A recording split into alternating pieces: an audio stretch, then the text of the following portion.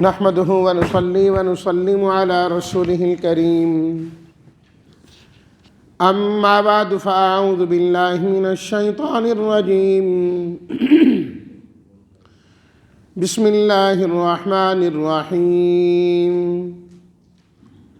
فبما رحمة من الله لنت لهم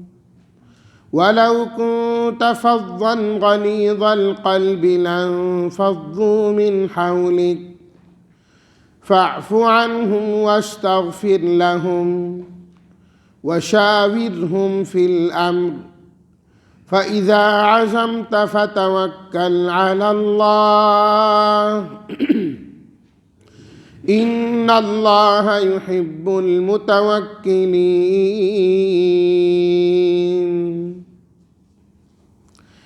صدق الله مولانا العظيم اللهم صل على سيدنا ومولانا محمد وعلى آل سيدنا ومولانا محمد وبارك وسلم فبما فا پس با بوجہ سبب رحمت اردو میں بھی رحمت ہی استعمال ہوتا ہے لنتا لانا یلین لین نرمی اختیار کرنا فظن تندخو سخت گو غلیظ القلب قلب دل غلیظ سخت دل ہوتے لانفضوا منتشر ہو جاتے متفرق ہو جاتے حولک ارد گرد فاعفو معاف کیجئے واستغفر استغفار کیجئے شاور مشورہ کیجئے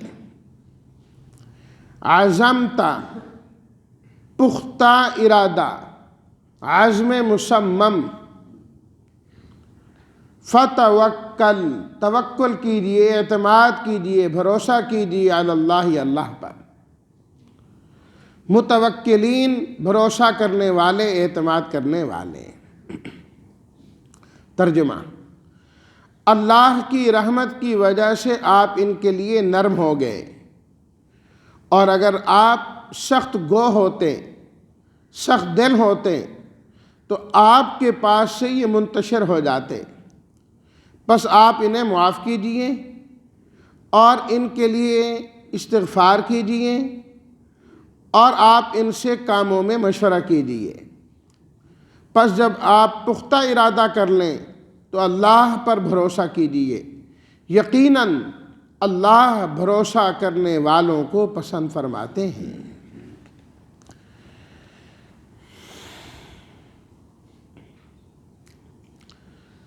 حضرات صحابہ کرام رضوان اللہ تعالی علیہم اجمعین نبی کریم صلی اللہ علیہ وسلم سے سچی محبت کرنے والے تھے بلکہ آپ پر فدا تھے اپنا مال جان اولاد سب کچھ قربان کرنے کو ہر وقت تیار رہتے تھے غزوہ احد کے موقع پر جب ان سے یہ غلطی ہوئی تو ان کو بڑا صدمہ پہنچا کہ یہ ہم سے کیا ہو گیا یہ ہم کیا کر بیٹھے اور پھر مزید برآں اس بات کا بھی ڈر اور خوف ہوا کہ آپ علیہ الصلاۃ والتسلیمات تو زخمی ہو گئے آپ کو بھی زخم آئے اس موقع پر تو اب آپ کے دل میں پتہ نہیں ہمارے متعلق کیا کچھ ہوگا اور اللہ نہ کرے آپ علیہ الصلاۃ والتسلیمات کے دل مبارک میں اگر ہمارے متعلق کوئی ایسی بات آ گئی تو پھر تو ہماری ہدایت اور یہ ساری چیزیں بڑی مشکوک ہو جائیں تو انتہائی زیادہ غمگیر ہو گئے صحابہ کرام رضوان اللہ تعالی علیہم اجمعین تو اللہ تعالیٰ نے ان کی تسلی کے لیے بار بار ان آیات میں مختلف الفاظ استعمال کیے، اور پھر خاص طور پر نبی کریم صلی اللہ علیہ وسلم کو اس آیت میں اللہ رب العزت نے چند احکامات دیے تاکہ ایمان والوں کا یہ جو صدمہ ہے ذرا کم ہو جائے، صدمہ جو ہے وہ ان کا کم ہو جائے۔ اور پھر اس طریقے سے اللہ تعالیٰ نے احکامات ارشاد فرمائے اس آیت میں کہ آپ علیہ الصلاۃ والتسلیمات کی عظمت، آپ کا مقام اور احترام بھی اپنی جگہ قائم و دائم رہے، اس میں بھی فرق نہ آئے، اور صحابہ کرام رضوان اللہ تعالی علیہم اجمعین کی دلجوئی بھی ہو جائے، دونوں چیزیں اکٹھی ہوں۔ اس لیے ساتھ ساتھ اللہ تعالیٰ نے نبی کریم صلی اللہ علیہ وسلم کے اوصاف کو، آپ کے اخلاق کو بھی بیان فرمایا، اور اس کے ساتھ صحابہ کرام کی دلجوئی کا بھی تذکرہ فرمایا، اور اس انداز سے آیت کو شروع کیا، فَبِمَا رَحْمَةٍ مِّنَ اللَّهِ، کہ یہ سب کچھ اللہ کی رحمت کی وجہ سے ہوا، اللہ کی رحمت کی وجہ سے ہوا کہ آپ علیہ الصلاۃ والتسلیمات کو جو کمالات عطا فرمائے گئے ہیں، جو صفات حمیدہ عطا فرمائی گئی ہیں، فرمایا کہ یہ سب کا سب اللہ کی رحمت کا کمال ہے، یہ سب کچھ اللہ کی رحمت کی وجہ سے ہے کہ اللہ نے آپ پر رحمتیں نازل کی۔ ویسے تو اللہ کی رحمتیں پوری کائنات پہ برس رہی ہیں، سب ایمان والوں پر برس رہی ہیں، رحمتیں اس کی ہر جگہ ہو رہی ہیں، لیکن اللہ نے اپنی رحمتیں جتنی نبی کریم صلی اللہ علیہ وسلم پر نازل فرمائی ہیں، اتنی رحمتیں اللہ نے کسی پر بھی نازل نہیں فرمائی۔ یہی تو وجہ ہے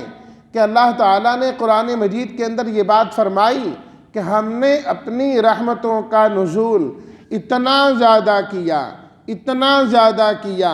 اتنا زیادہ کیا کہ آپ خود ہی رحمت للعالمین بن گئے۔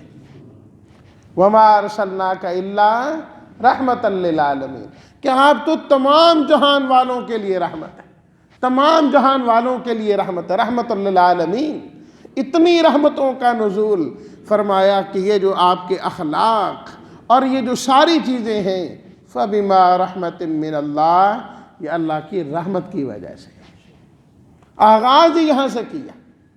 اور اللہ کی رحمت فرمایا آپ پر بھی ہے، اور پھر آپ کے ذریعے سے آپ کے صحابہ پر بھی ہے، آپ کے شاگردوں پر بھی ہے، یہ سب اللہ کی رحمتیں ہیں۔ رحمت کا نتیجہ کیا ہے؟ لِنْتَ لَهُمْ، کہ آپ ان کے لیے نرم ہوئے، آپ کا مزاج ان کے لیے نرم رہا، ورنہ جتنا بڑا کام ہو گیا تھا انسان سختی پر آ جاتا ہے، سخت ہو جاتا ہے، لیکن اس کے باوجود آپ ان کے لیے انتہائی نرم رہے، لِنْتَ لَهُمْ، نرم رہے۔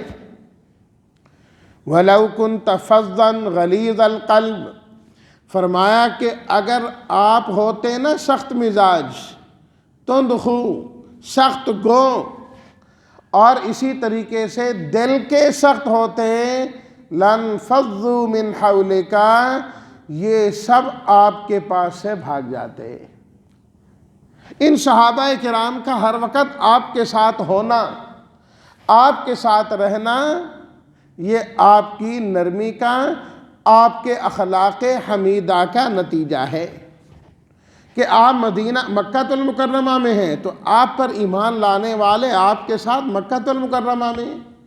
اور آپ مکہ المکرمہ سے ہجرت کر کے مدینہ منورہ آتے ہیں۔ جب صحابہ کرام کو معلوم ہوتا ہے رضوان اللہ تعالی علیہم اجمعین کو ہجرت کے بارے میں، تو وہ پہلے سے تیاری شروع کر دیتے ہیں کہ ٹھیک ہے، ہم نے اپنے وطنوں میں کیا کرنا ہے، ہم وہاں رہیں گے جہاں اللہ کے نبی رہیں گے صلی اللہ علیہ وسلم۔ مدینہ منورہ آ گئے، آپ مدینہ میں ہیں، صحابہ کرام مدینہ منورہ میں ہیں، آپ جہاں تشریف فرما ہوتے ہیں وہیں مجمع لگ جاتا ہے، وہیں سب جمع ہو جاتے ہیں۔ آپ فرماتے ہیں چلو بھی دشمن کے مقابلے کے لیے چلنا ہے، بغیر کسی جھجک کے سب ساتھ چل پڑتے ہیں۔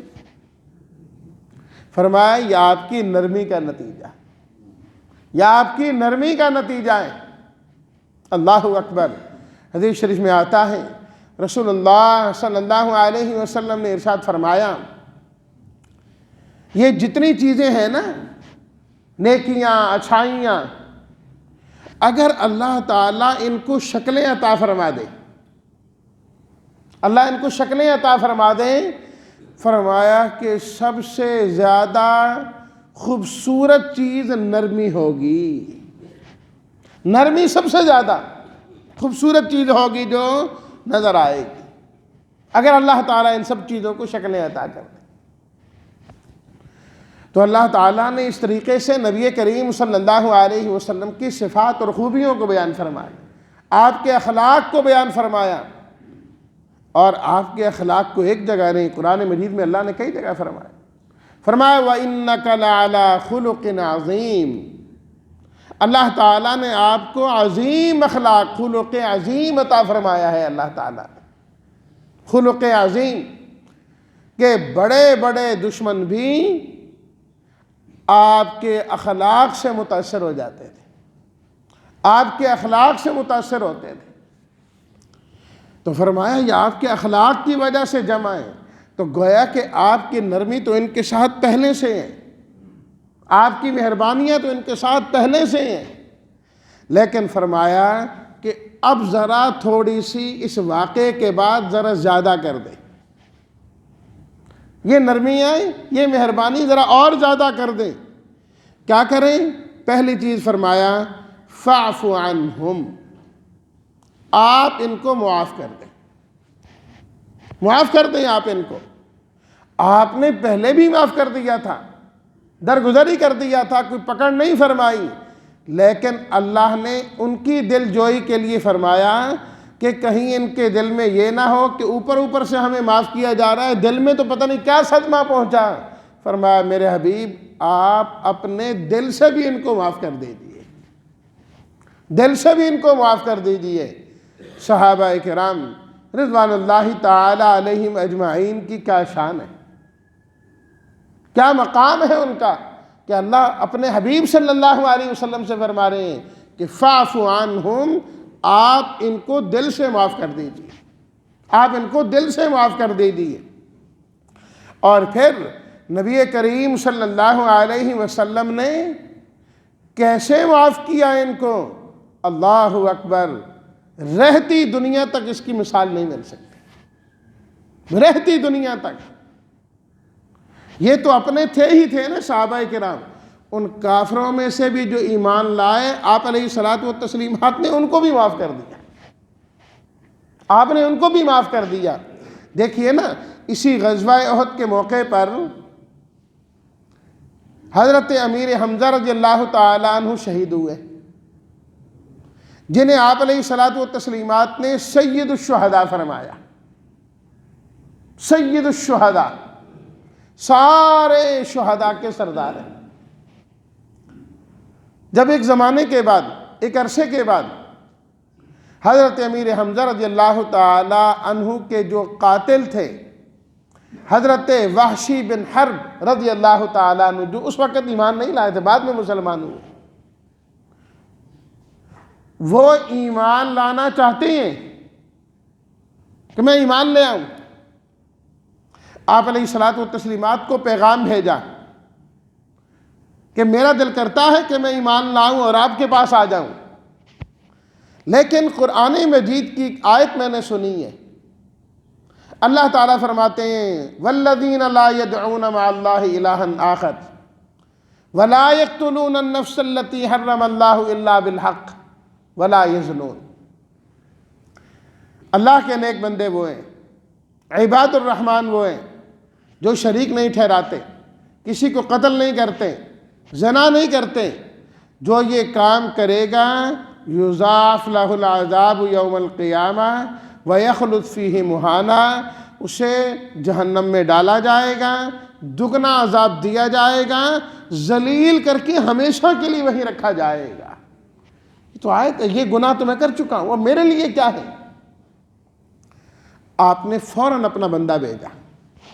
کہ ان سے کہو، اس کے بعد اللہ نے یہ بھی فرمایا اِلَّا مَن تَابَ وَآمَنَ وَعَمِلَ عَمَلًا صَالِحًا، جس نے توبہ کی، ایمان لے آیا، نیک عمل کیے، یہ اخلاص کے ساتھ توبہ کر لیں، ہم ان کی غلطیوں کو نیکیوں سے بھی بدل دیں گے، نیکیوں سے بدل دیں گے۔ وہ کہنے لگے باقی بات تو ٹھیک ہے، اللہ نے شرط لگائی، ایمان لائے، توبہ کرے، نیک عمل کرے۔ ایمان بھی لاتا ہوں، توبہ بھی کرتا ہوں، لیکن پتہ نہیں نیک عمل ہو سکے نہ ہو سکے، مسئلہ تو پھر خراب ہے۔ آپ نے پھر آدمی بھیجا قرآن مجید کی دوسری آیت کے ساتھ، ان اللہ لا یغفر ان یشرک بہ، اللہ تعالیٰ مشرک کی مغفرت کبھی نہیں کریں گے، وَيَغْفِرُ مَا دُونَ ذَلِكَ لِمَن يَشَاءُ، اس کے علاوہ اللہ جس کو چاہیں گے معاف فرما دیں گے۔ جو اللہ کی بارگاہ میں پیش ہوا شرک نہیں ہے، معاف کر دیں گے اللہ۔ کہنے لگے بات تو پھر یہی، اللہ تعالیٰ نے فرمایا کہ اس کے علاوہ جس کو چاہوں گا معاف کروں گا۔ پتہ نہیں اللہ مجھے بھی چاہتے ہیں کہ نہیں چاہتے، اللہ مجھے بھی چاہتے ہیں کہ نہیں چاہتے۔ اللہ اکبر۔ آپ علیہ الصلوۃ والتسلیمات نے قرآن مجید کی تیسری آیت دے کر بندہ بھیجا کہ اللہ تعالیٰ فرماتے ہیں یا عبادی الذین اسرفوا علی انفسہم لا تقنطوا من رحمت اللہ، میرے وہ بندوں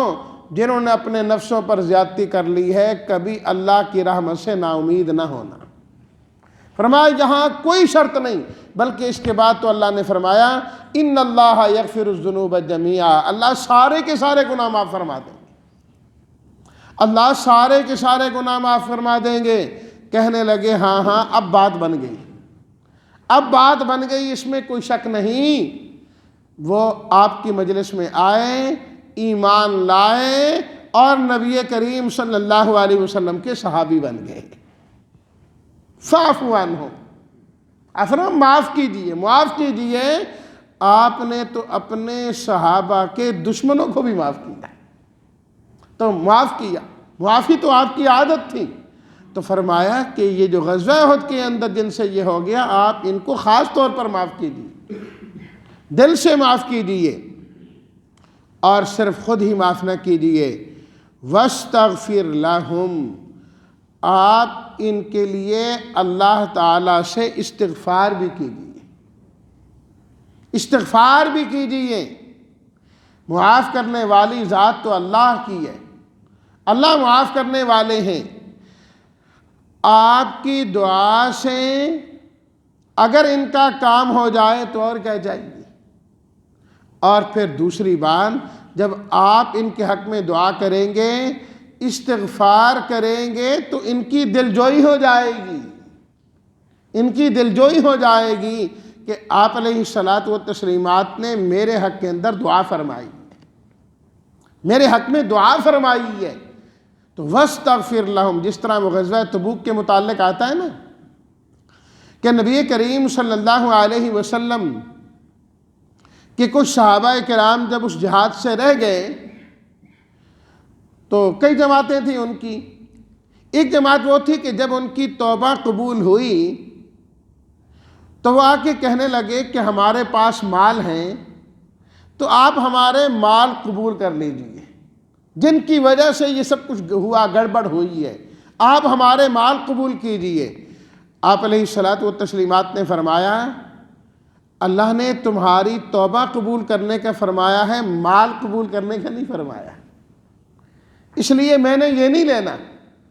وہ بڑے پریشان ہوئے کہ ہمارا مال نہیں قبول کیا جا رہا۔